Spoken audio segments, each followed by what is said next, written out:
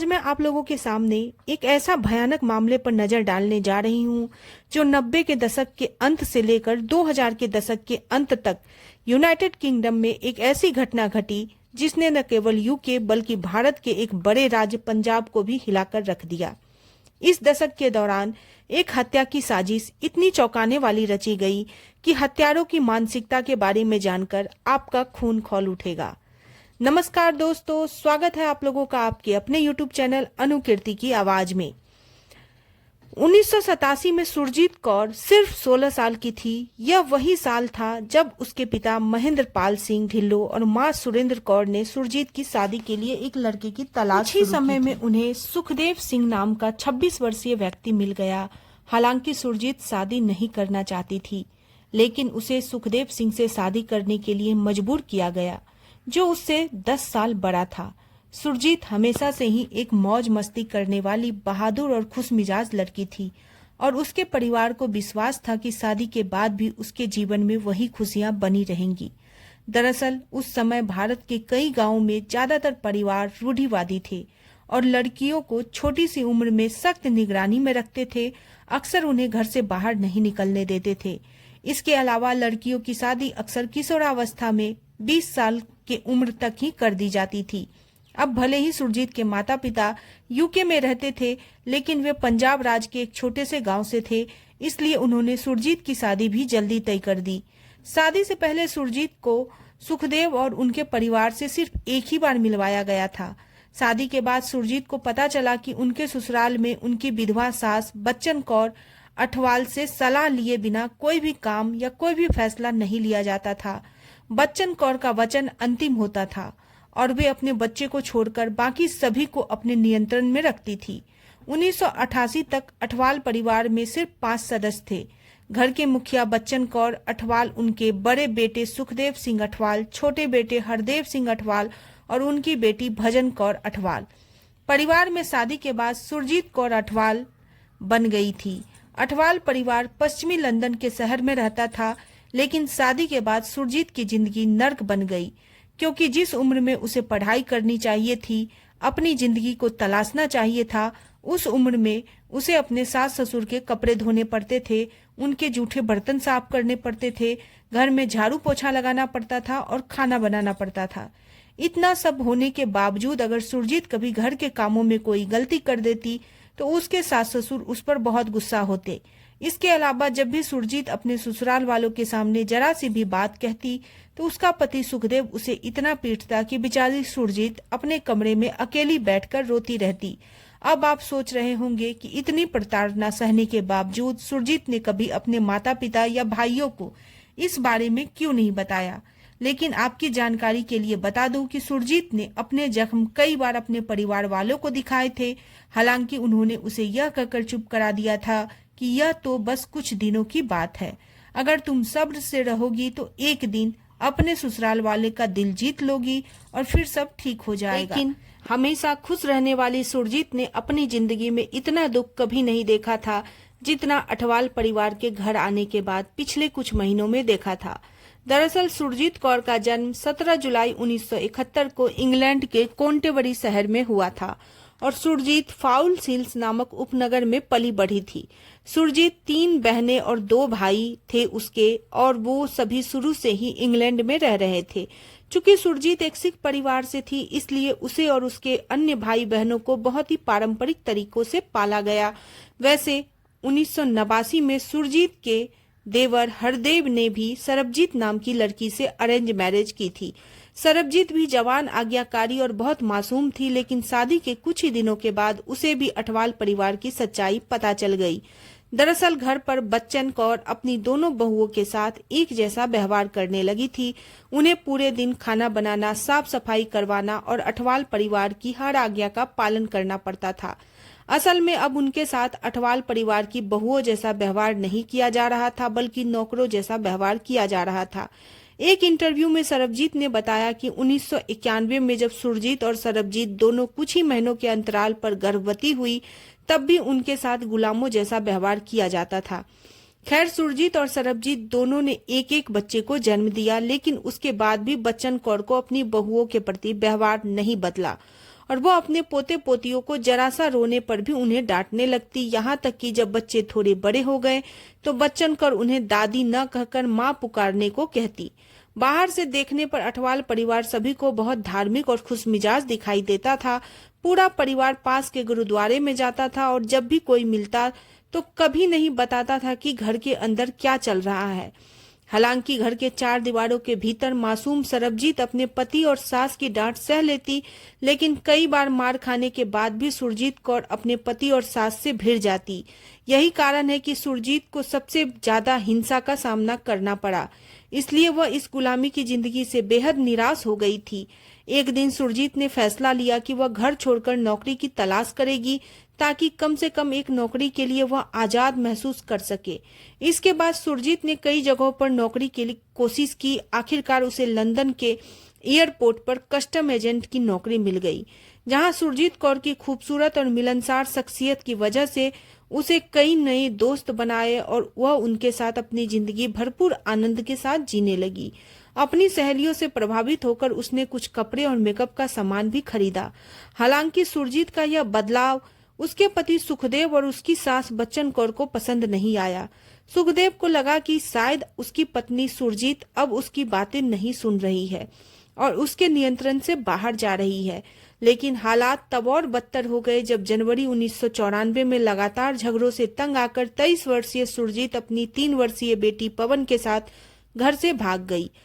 हालांकि कुछ ही दिनों के बाद सुखदेव सिंह सुरजीत को ढूंढ लेता है और एक बार फिर से उसे पीटता है और धमकी देता है कि अगर वह घर वापस नहीं आई तो वह उसे जीने नहीं देगा।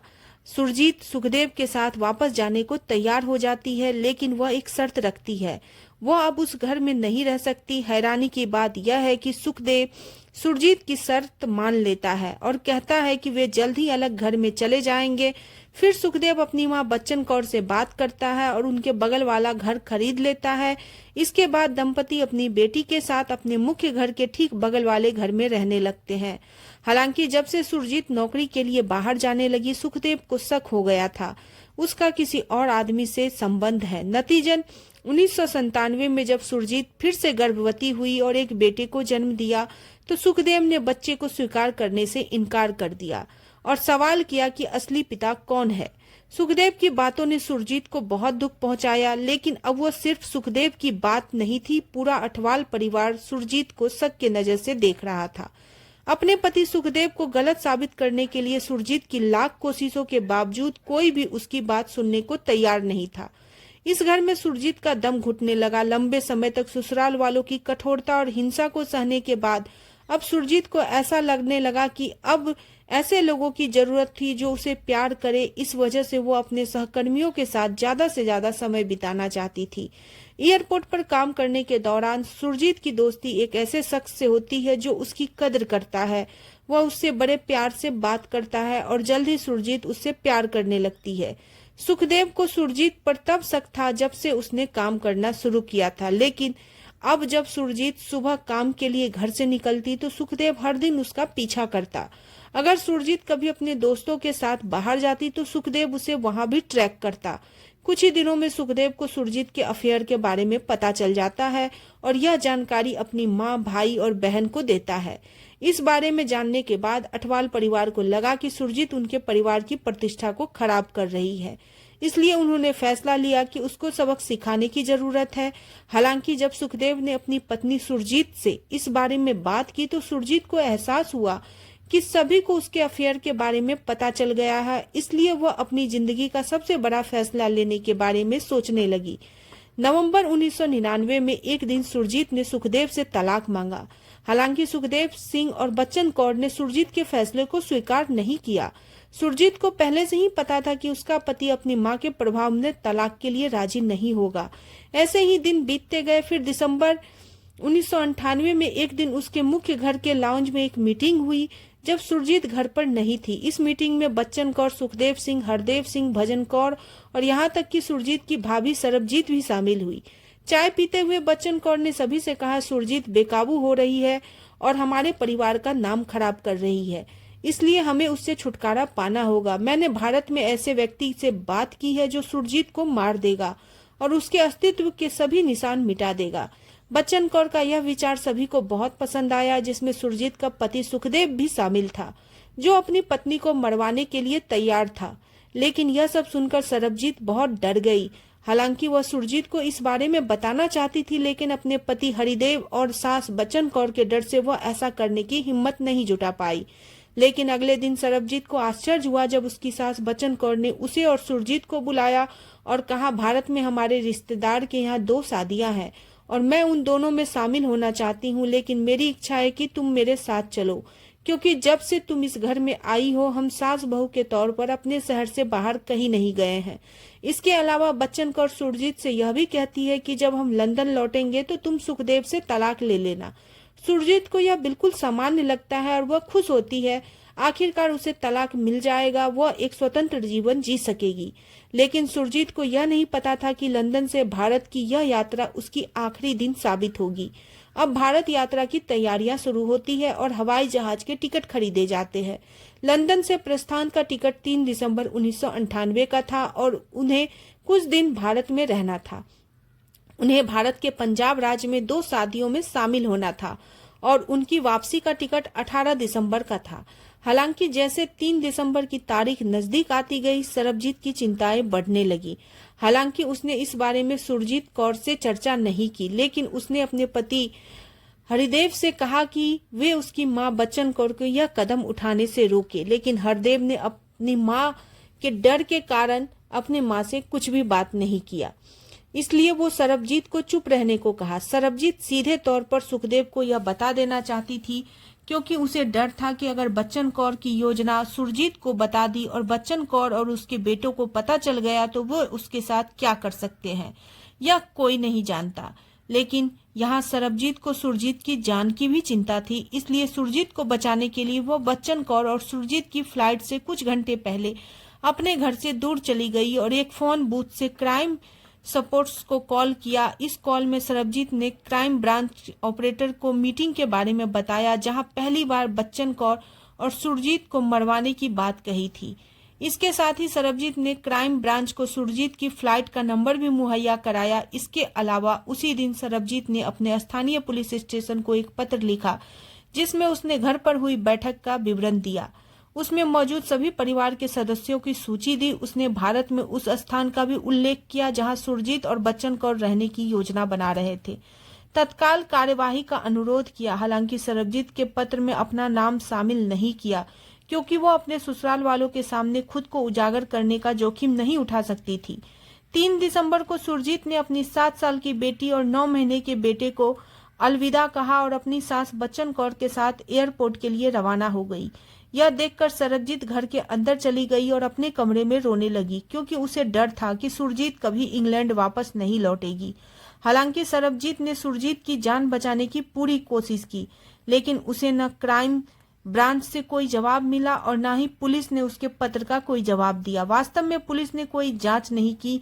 यह संभव है पुलिस सरबजीत द्वारा लिखा गया पत्र पुलिस को मिला ही न हो, या उन्होंने इसे मजाक या धोखा समझकर खारिज कर दिया हो, क्योंकि यह गुमनाम रूप से भेजा गया था। खैर, अब तारीख 18 दिसंबर 1999 आती है।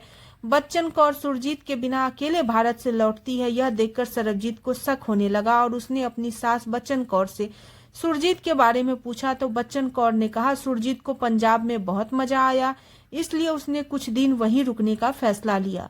यह सुनकर सरबजीत के मन में अजीब अजीब ख्याल आने लगे। कुछ दिन ऐसे ही गुजर गए, लेकिन जब सुरजीत के पिता को पता चला कि उनकी बेटी सुरजीत 3 दिसंबर को अपनी सास बच्चन कौर के साथ भारत गई थी, लेकिन बच्चन कौर 18 दिसंबर को अकेली वापस लौटी, तो उन्होंने बच्चन कौर से अपनी बेटी के गायब होने के बारे में पूछा।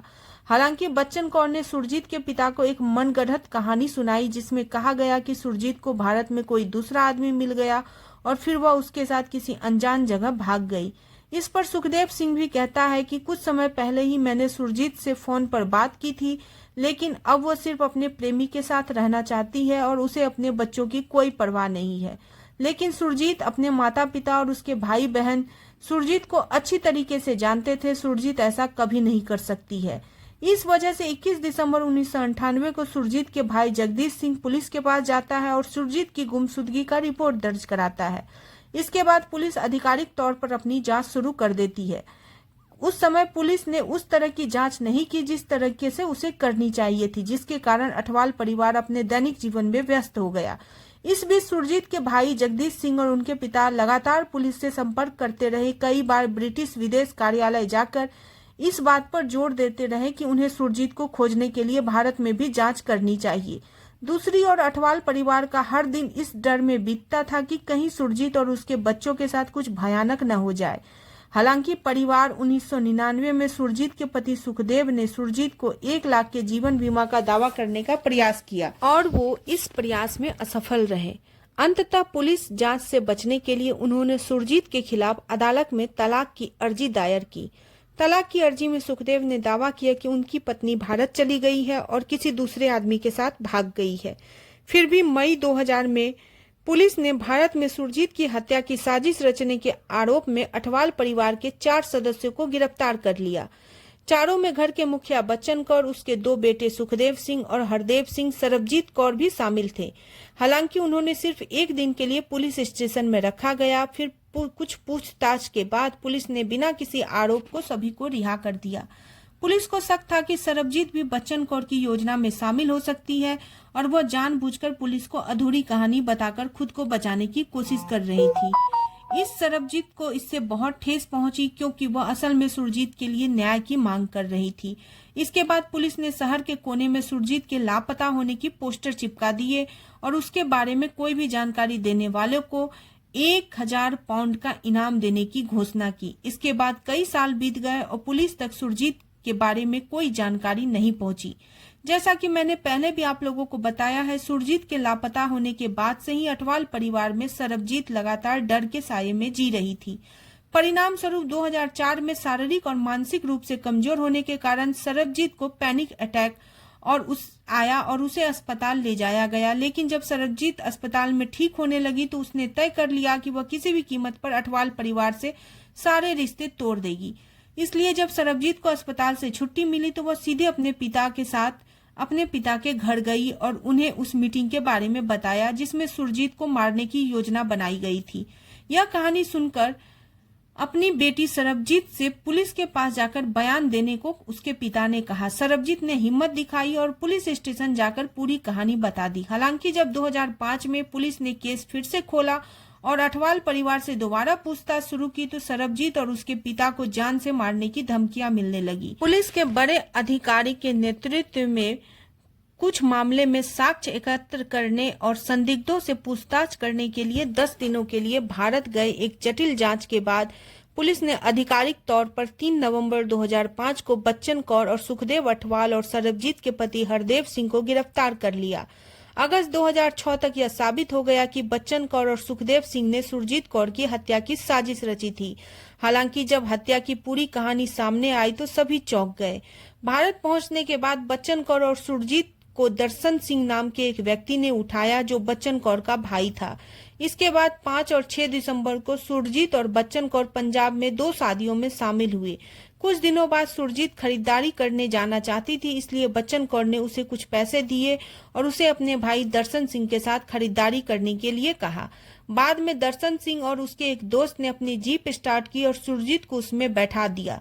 थोड़ी देर के बाद सुरजीत को प्यास लगी तो दर्शन कौर ने अपनी गाड़ी से ही पानी पिलाया, लेकिन पानी में नशीला पदार्थ मिला हुआ था। नतीजन सुरजीत बेहोश हो गई और दर्शन सिंह और उसके साथी ने उसका गला घोंटकर हत्या कर दिया। इसके बाद उन्होंने सुरजीत के सारे गहने उतार लिए और उसकी लाश रावी नदी में फेंक दी, जिसे आज तक बरामद नहीं किया जा सका। 25 अप्रैल 2007 को सेंट्रल क्रिमिनल कोर्ट में मुकदमा शुरू हुआ और 3 महीने तक चला। सरबजीत ने 3 दिनों तक कोर्ट में बच्चन कौर और सुखदेव सिंह के खिलाफ गवाही दी। उसके बाद बच्चन कौर और सुखदेव सिंह दोनों को आजीवन कारावास की सजा सुनाई गई। जब बच्चन कौर को सजा सुनाई गई तब उनकी उम्र 70 साल थी, जिससे वो आपराधिक इतिहास में आजीवन कारावास पाने वाली सबसे बुजुर्ग महिला में से एक बन गई।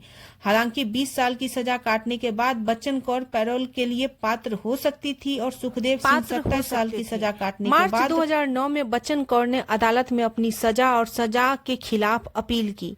हालांकि सजा के खिलाफ उनकी अपील खारिज कर दी गई। उनकी बढ़ती उम्र और बीमारी के कारण उनकी न्यूनतम सजा घटाकर 15 साल कर दी गई। परिणाम स्वरूप 2022 में बच्चन कौर को जेल से जमानत पर रिहा कर दिया गया।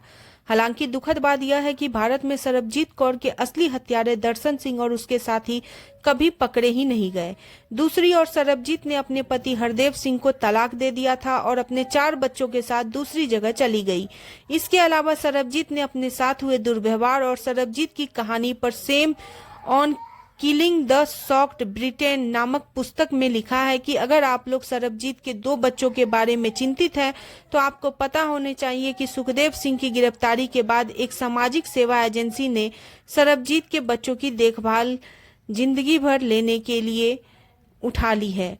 जिंदादिल सरबजीत अपने आखिरी पलों में भी खुश थी, खरीदारी का आनंद ले रही थी, लेकिन उसे नहीं पता था कि कुछ दरिंदे सम्मान के नाम पर उसकी मुस्कान हमेशा के लिए खत्म कर देंगे। इसके साथ ही Sarabjit Kaur Athwal honour killing case की शिकार हो गई।